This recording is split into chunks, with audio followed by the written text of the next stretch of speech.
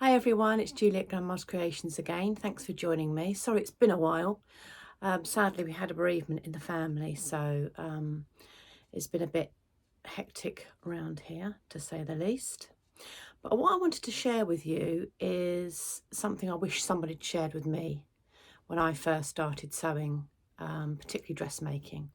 And that is how to put a PDF sewing pattern together. So I thought I'd just briefly share with you the way that I do it.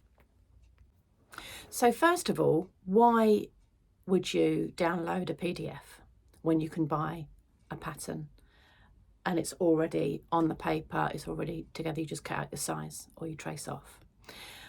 There's a couple of reasons. One, that sometimes when you want a pattern, you can't get hold of the printed one, the pre-printed one, because they don't sell it in the country where you are. And the other thing is you can download, if you need a pattern quickly, then you can just download the PDF, and you have to make sure you download the PDF print at home copy, which is very important, A4, and or you can download the print shop one where you could take it to printers and you get them to print it off for you. But that can be quite pricey, and that's not always what you want to do because you want to get started on a project if you're anything like me. So that's the reasons why it's good to use a PDF pattern. The other thing is, if you cut out a size of your PDF pattern and then you want to make it for somebody else, you can just reprint. If you've cut it out in one size, you can just reprint and cut it out in the new size. So there's quite a few pluses to PDF. The only downside, obviously, is the cost of all the printing, the paper, the ink from your printer. So it's a balance. I do some and some, really. So yeah. So, but this is the method that I use that I found was quite good for success. So first of all, you need your equipment. So you need a ruler, you need some tape, and you need a pair of paper scissors. That's very important. Just a word on the tape that you use to put the PDF pattern together. And I like to use the Sellotape Magic Tape because it literally is invisible when you put it together, when you put the paper together. So it really does, it's really good. And the other thing is, if you do make a mistake, you can usually cut this very easily as not to tear your paper. So you need to first of all print out the correct size, because some patterns come with the size, I don't know, 6 to 20 and then 20 to 32 or whatever. So you need to make sure you print off the right size first of all, otherwise a lot of paper wasted. The other thing is, you will have a layout. Once you print it out, you will have a layout on the first sheet of how you put your layout in order, how the 1 to however many pages it is, how you lay it out. And that's really important to have a look through that so that you don't waste or make mistakes, or you don't waste paper.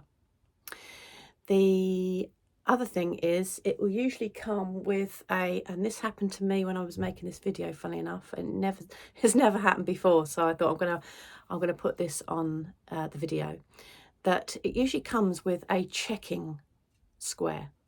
So when you've printed it off, one of the first pages will be a square where you can check that your printed pattern is printed off at the correct size. You need to measure that box. Very first thing you need to do. So now you've printed them all off, the next thing to do is to make sure that you do a row at a time. So if your pattern is row 1 to 10, 11 to 20, 21 to 30, then do one row from left to right, from 1 to 10, left to right from 11 to 20, and left to right 21 and 30, and do it in that order. Then you can put all your rows together. Once you've done 4 rows, you can then, a bit like quilting, put them all together. Now, not all patterns are the same, but you will have some sort of markings on your pieces of paper so that you can match them up accurately, like this. So whatever piece you're adding to the previous piece, I usually cut off the margin so that it gives me the best way of lining up those markings to get an accurate match-up. And the other thing to say is just use small slices of that magic tape on the marking first of all, and then at the top and bottom of the page. You'll find that really helpful. So once you've done all of these, once you've put it all together, then comes the time for cutting your individual piece of patterns out from the big grid that you have. So at this point, what I do is I've got my slice of tape, but then what I do is I make sure that I put tape all the way along, front and back of that grid, to make it really, really secure. Then you can cut all your individual pattern pieces out at the correct size that you want to cut it out at, or the largest size, and you can trace it off, completely up to you. And then it's really important, because when you've got a PDF, you haven't got a pattern envelope or whatever to keep the pattern in. It's really important that you then find your own envelope or your Rexile file or something like that. You can keep all the pattern pieces together along with a picture of what the pattern is, the final garment that you're trying to make. So I hope you found that helpful. I've just picked up some tips and tricks along the way to make it a little bit easier, because it can be a little bit daunting when you start to put your PDFs patterns together if you've never done it before.